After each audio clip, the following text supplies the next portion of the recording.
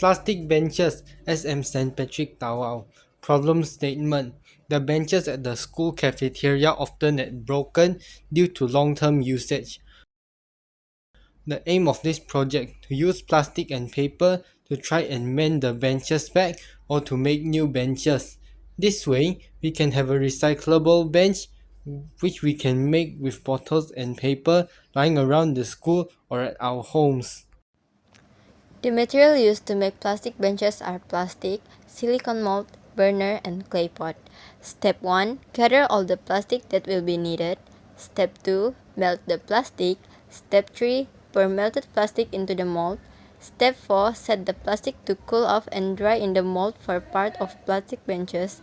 Step 5. After parts have solidified, they are taken out to be assembled.